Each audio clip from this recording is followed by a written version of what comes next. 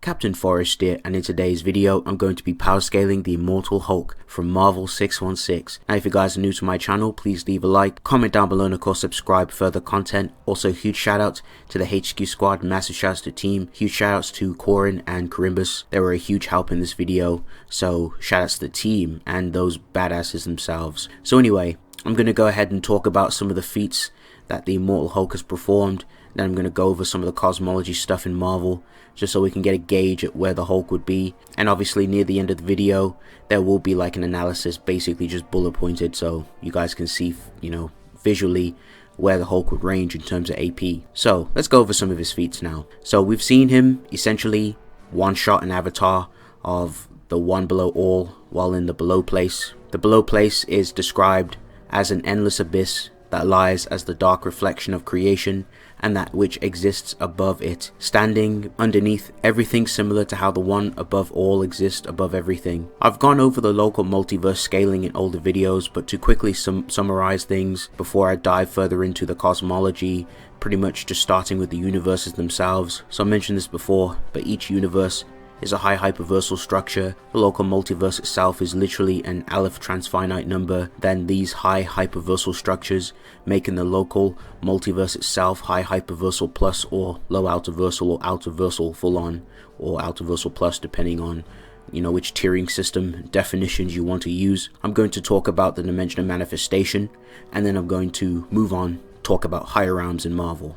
Now we look at the dimension of manifestation, where there are numerous embodies, each implied to be at a different level of infinity. The dimension of manifestation is infinite. We know this because Quasar discovers an alternate body of infinity and is surprised because there is, you know, infinite of infinity. Quasar would need to transcend upwards to find eternity due to how transfinite he is. This would mean that the dimension of manifestation is infinitely or transfinitely in width and also in height too. We know this because in the full scan, where we see the numerous embodies, we literally see Quasar at the trial of Adam Warlock, something that took place in overspace. This means that the dimension of manifestation contains levels of embodies, not just infinite embodies. Now, when it comes to levels of reality, Doctor Strange tells us that there are beyond an infinite amount. It's backed up even further by Cubic, as he explains that higher manifestations of embodies are greater infinities compared to Cosmos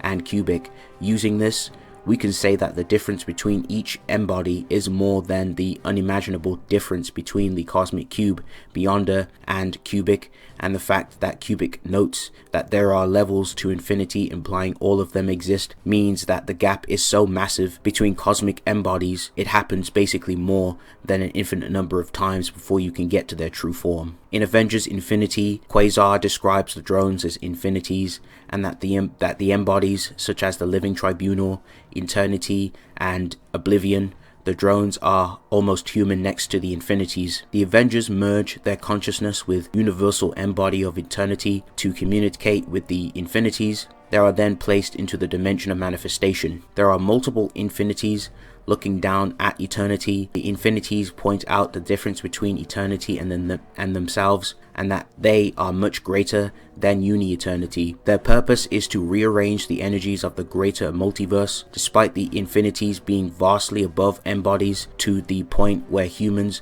are so close to them as they are to him. The infinities together are still outclassed by a multiversal embody of eternity, and since this took place in the dimension of manifestation, this would mean that the layers I have mentioned or scale. Just to summarize, the dimension of manifestation contains the appearance of all embodies, no matter what level of reality they are, so there is a beyond infinite number of levels to reality, each with embodies at a different level, shown as they are at different levels for different levels of reality. And as mentioned before, we know that the dimension manifestation has transfinite manifestations for eternity, including levels of eternity, as there are levels of infinity for the cosmos itself, as noted by Cubic and Cosmos. And then going over two different layers confirmed inside the dimension of manifestation is a axiomatic difference.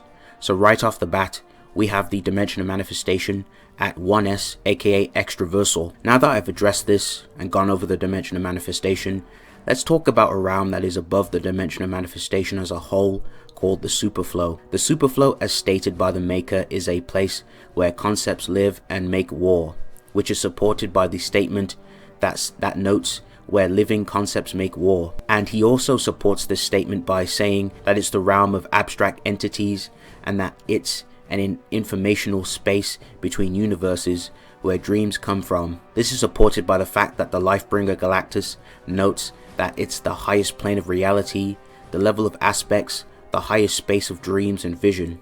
It's also been confirmed to be a conceptual space, and that at this level, combat is a metaphor. Essentially, the Superflow is conceptually beyond the multiverse, aka deep space, and a dimension of manifestation. Depending on what ranges you use, is either a outerversal, a high outerversal, a boundless, or an extraversal structure. Moving on to the far shore. The far shore is described as a void of non-existence beyond all levels of space, time, life, and death. The furthest place it's possible to go in the Marvel cosmology, beyond the neutral zone, the Shaper of Worlds saw what laid beyond. He saw the vast, far shore, too vast for him to comprehend. The far shore is at the edge of everything, aka creation, at least inaccessibly beyond the neutral zone. Let's talk about something that's beyond creation before we fully establish where Hulk scales in terms of attack potency. Let's talk about Oblivion. Oblivion is the void, the absolute nothingness beyond all creation. The concept of all creation is an illusion from Oblivion's perspective and all its beings. Both mortal and cosmic are merely phantoms. Essentially, comparing Oblivion to creation would be the same type of comparison as the neutral zone compared to the Superflow and the Superflow compared to everything beneath it. However, even Oblivion is beneath the below place. You might be wondering how far beneath the below place is Oblivion. Infinitely to inaccessibly beneath at the very least. Hulk's importance in Marvel is very fundamental. He is necessary. Essentially, he is the personification of the wrath of the one above all itself, the right hand of God, if you will. Now that I've covered stats, I'm going to go ahead and move on to his abilities. Now, we are all aware of Hulk's physiology and that when the Hulk becomes angry, it increases his attack potency exponentially, allowing him to become stronger the more angrier he becomes. Banner notes that the Hulk's strength is incalculable. The Hulk's rage also increases his attack resistances, such as resisting his energy being drained from his body by becoming more enraged. And speaking of resistances, the Hulk has resistances against the law of Haxes. So the Hulk has shown to resist mind hacks. Charles Xavier himself has peered inside the Hulk's mind only to receive a nasty feedback and was unable to control his mind.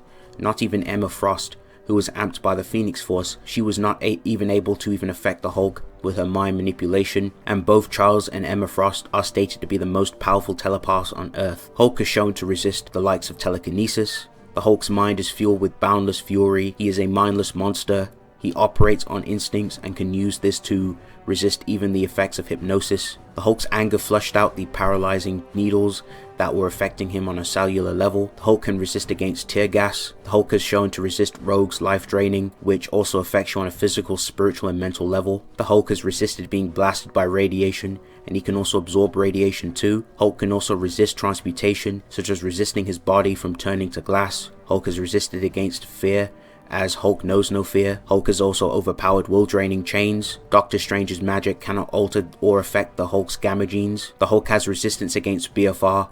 A glass that was designed to send you to another dimension had no effect on the Hulk. Nightcrawler was unable to BFR the Hulk to another dimension because the Hulk was simply too heavy. Hulk can resist matter manipulation, as he resisted the sonic vortex from a sonic assault rifle, which rearranges molecules at a subatomic level. The Hulk has resisted being devolved into a lesser being by the High Evolutionary. Hulk is also shown to resist Star Fox's Euphoria charm and smacks him away like a flea. Vector has shown to use his powers to repel reality itself, and the Hulk resists reality being torn apart and moved away from him.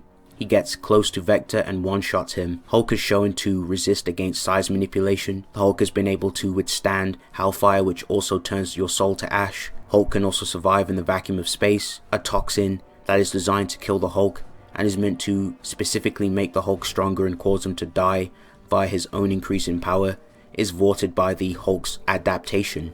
Hulk has resisted getting turned to stone by Great Gargoyle. We've seen the Hulk catch a chi punch from Iron Fist and make him squeal. We've seen the Hulk break out of ceiling. The Hulk can punch down dimensional barriers and punch away time storms. The Hulk can discern how magical objects work, and Hulk is smart enough to get around Vision's phasing. The Hulk is shown to use weapon improvisation, such as using rocks or nearby objects to attack his foes. In combat, the Hulk's main go-to is his fists. He likes to punch things really hard.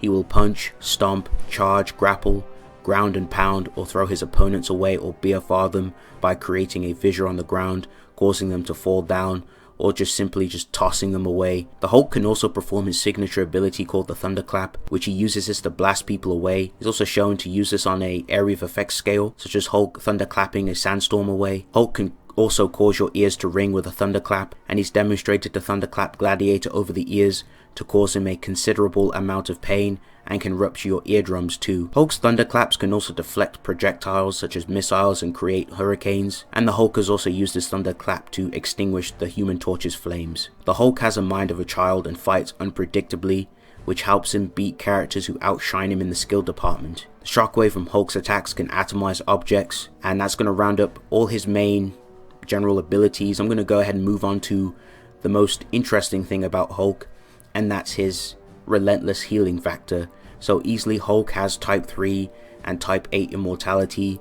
Over the years, the Hulk's healing factor has improved, and it's allowed him to heal very rapidly, such as healing for his whole body after walking through Vector's blast, which was burning his skin away. We've seen Hulk regenerate his eyes when they're being sliced off. Hulk has healed from having his organs damaged, such as Wolverine stabbing into Hulk's brain, and Hulk literally gets up. The Hulk can pretty much be chill without his head and other pieces of his body not attached, and a unique thing that Immortal Hulk can do is wrap his flesh around your face and suffocate you. And if the Hulk does die, Hulk has a very special conceptual connection to the Green Door, which revives Hulk and sends him back fully healed and replenished. Even an arrow that was designed to kill Bruce and bypass the regenerative abilities of the Hulk, the Green Door still brings him back. And lastly, some noteworthy feats. The Hulk has demonstrated tremendous willpower, endurance and strength. Feats such as being able to push through Vector's blasts.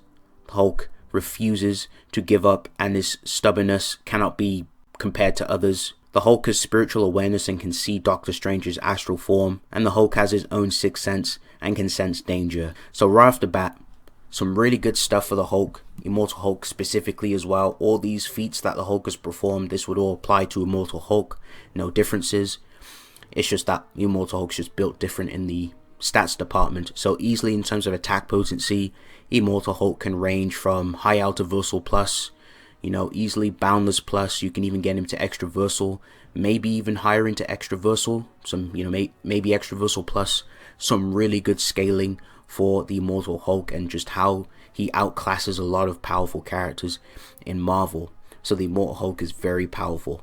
Now as for speed, easily the fights he gets himself into, especially against Thor and other fast fleeting characters, Hulk would also be a candidate for immeasurable speed and possibly even irrelevant. So thank you guys for watching. If you guys enjoyed this video, please leave a like, comment down below, and give me your thoughts on the comment section. But yes, it's been real. I'll see you guys in the next one. Peace.